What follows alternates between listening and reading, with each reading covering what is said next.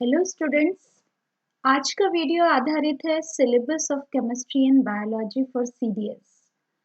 आप जानते हैं सीडीएस में जो जनरल साइंस का पोर्शन है उसमें 120 क्वेश्चंस आते हैं।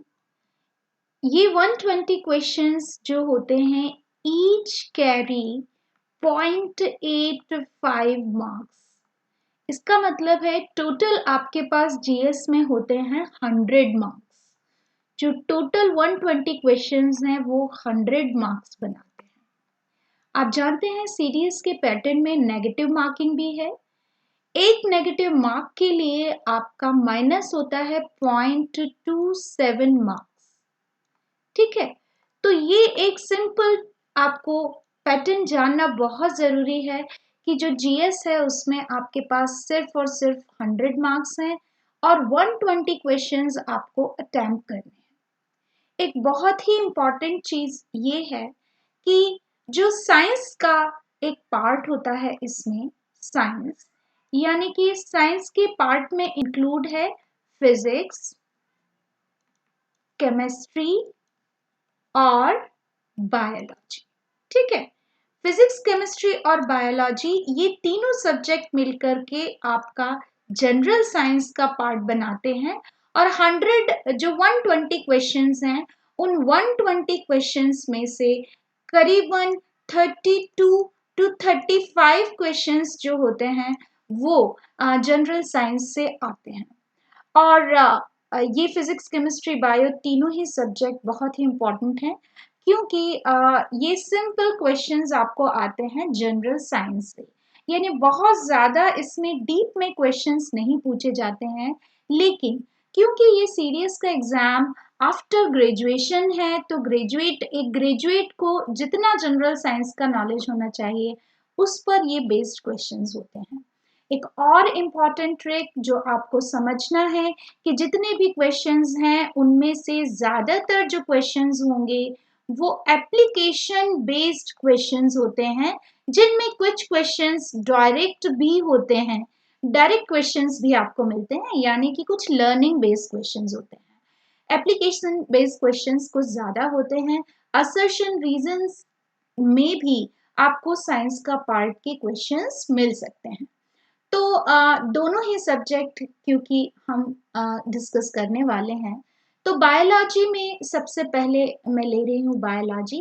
बायोलॉजी का सबसे इम्पॉर्टेंट जो टॉपिक है वो है सेल। दूसरा इम्पॉर्टेंट टॉपिक है टिश्यू। सेल में हम ओवरऑल कई सारी चीज़ें हैं जिन्हें हम इन जनरल ही हमें स्टडी करना है, जैसे कि सेल का स्ट्रक्चर हमें स्टडी करना है कि सेल का क्या स्ट्रक्चर होता है। इसके अलावा हमें न्यूक्लियस और सेल ऑर्गेनेल्स भी पढ़ने हैं कि न्यूक्लियस क्या होता है और सेल ऑर्गेनेल्स क्या होते हैं, जो हमें जानना बहुत ज़रूरी है, जिनसे क्वेश्चंस बन जाते हैं। टिश्यूज में हम प्लांट टिश्यू और एनिमल टिश्यू पढ़ते हैं। प्लांट टिश्यू और एनिमल टिश्यू, ऐसा रेगुलर पैटर्न देखने में मिल रहा है कि एक या दो क्वेश्चंस आपको टिश्यूज में से आ सकते हैं। सबसे जो इम्पोर्टेंट पार्ट है वो इम्पोर्टेंट पार्ट है एनिमल और प्लांट फिजियोलॉजी का। ये इसलिए ज़रूरी है क्योंकि आपको अपने वातावरण में प्लांट्स जो हैं उनको जानना ज़रूरी है। एनिमल्स यानी आप खुद के अंदर कौन कौन से सिस्टम्स हैं, लाइक इसमें हम बेसिकली स्टडी करते हैं सिस्टम्स। तो प्लांट में यदि मैं देखूं तो प्लांट में दो सिस्टम बहुत ही इम्पोर्टेंट है। एक सिस्टम इम्पॉर्टेंट है फोटोसिंथेसिस, क्योंकि प्लांट जो हैं वो ऑटोट्रॉफिक होते हैं। तो किस तरह से फोटोसिंथेसिस करते हैं, बहुत जनरल क्वेश्चंस इस पर बनते हैं, बहुत डीप में क्वेश्चंस नहीं आते हैं। इसके अलावा जो इम्पोर्टेंट टॉपिक है वो है प्लांट रिप्रोडक्शन। प्लांट रिप्रोडक्शन और साथ में प्लांट हार्मोन्स जो हैं उससे भी क्वेश्चंस आपको पूछे जाते हैं। तो हमें इन जनरल बहुत ही स्पेसिफिक यहाँ पर करना है, बहुत डीप में हमें स्टडी नहीं करनी है। एनिमल फिजियोलॉजी में बहुत सारे सिस्टम्स आते हैं। जितने भी सिस्टम्स हैं एनिमल्स में, like excretory system, nervous system, इनका हमें बेसिक नॉलेज होना चाहिए, इंक्लूडिंग रिप्रोडक्शन ऑफ एनिमल। जो फोर्थ इंपॉर्टेंट टॉपिक हमारा आता है वो है क्लासिफिकेशन ऑफ लिविंग बीइंग। और क्लासिफिकेशन ऑफ लिविंग बीइंग से रेगुलर पैटर्न से 2 क्वेश्चंस मिनिमम आपको मिल रहे हैं किसी ना किसी तरह से। तो ये वाला पार्ट आपको देखना जरूरी है कि लिविंग बीइंग का ओवरऑल एक ओवरव्यू आपको पता होना चाहिए कि फिशेस हैं तो क्या इंपॉर्टेंट कैरेक्टरिस्टिक्स हैं, या प्लांट में एल्गी किस तरह से एंजियोस्पर्म से या एंजियोस्पर्म जिम्नोस्पर्म से किस तरह से डिफरेंट है। तो कुछ स्पेसिफिक टर्म पर बेस्ड क्वेश्चंस यहाँ पर बन सकते हैं। अनदर इम्पॉर्टेंट पार्ट जो है वो है इकोसिस्टम, क्योंकि इकोसिस्टम आपका अप्लाइड बायो का पार्ट हो जाता है। आपको अपने एनवायरनमेंट के बारे में समझ में आना चाहिए, इसलिए इकोसिस्टम से क्वेश्चंस जरूर बनते हैं। नेक्स्ट जो क्वेश्चन है वो है पॉल्यूशंस। पॉल्यूशंस पर भी बहुत क्वेश्चंस बनते हैं। पॉल्यूशंस में जैसे एयर पॉल्यूशन है तो आप जानते हैं ये जनरल अवेयरनेस से रिलेटेड है। एसिड रेन है, बायोमैग्निफिकेशन है, बायो अक्यूमुलेशन है, ये सब पॉल्यूशन से रिलेटेड टर्म है। ग्लोबल वार्मिंग है, तो ये सारे आपको पढ़ना बहुत ज़रूरी है। जैसे कि हम कहें कि एसिड रेन है या ग्लोबल वार्मिंग है, एयर पॉल्यूशन से रिलेटेड है, बायो मैग्निफिकेशन और बायो अक्यूमुलेशन वाटर पॉल्यूशन से रिलेटेड है, और इसके अलावा सॉइल पॉल्यूशन पर भी छोटे मोटे क्वेश्चंस बन सकते हैं। जो 7th पार्ट मैंने रखा है वो है मिसलेनियस। मिसलेनियस में आपको कुछ डिफरेंट टॉपिक्स यहाँ पर स्टडी करने होंगे, जैसे कि इसमें सबसे इम्पॉर्टेंट है जहाँ से रेगुलर क्वेश्चन आ रहा है वो है एग्रीकल्चर।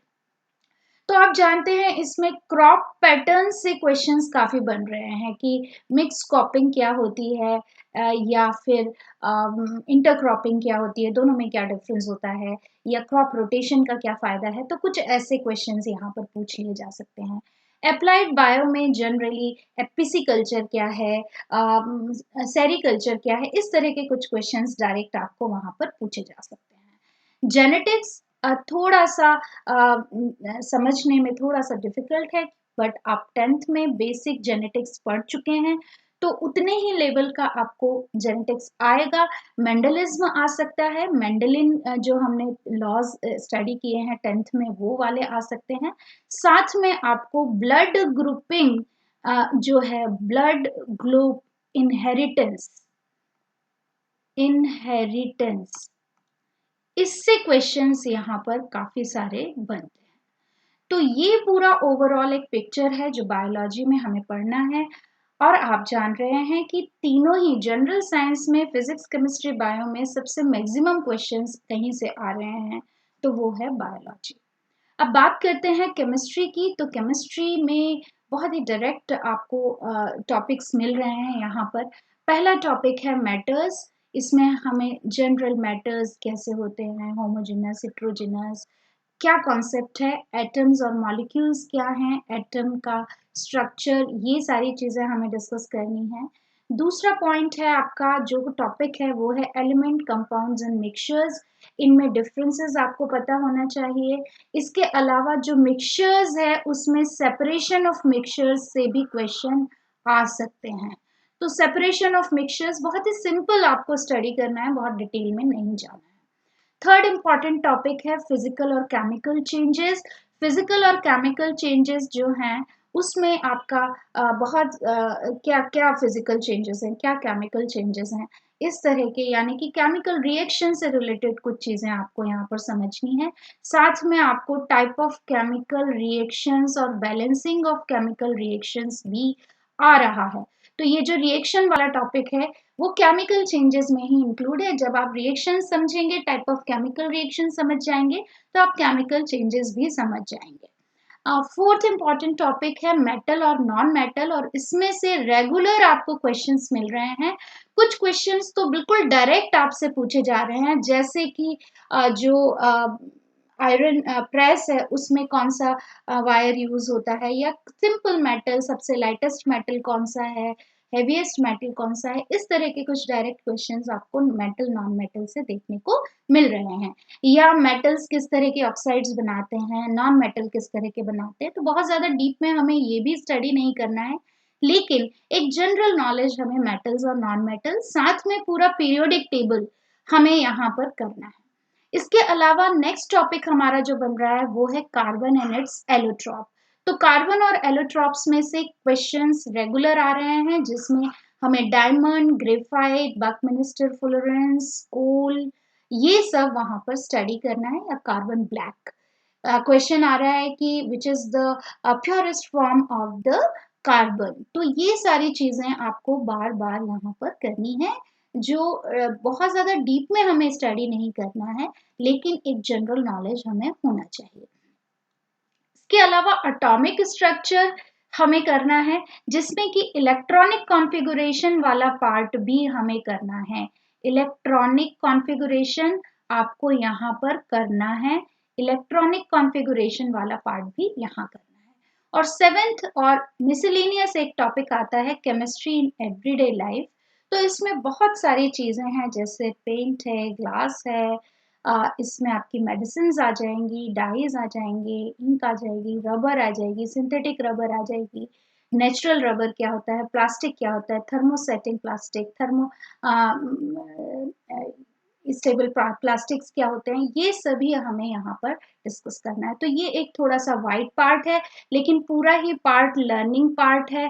तो ये लर्निंग पार्ट हम कर सकते हैं आसानी से।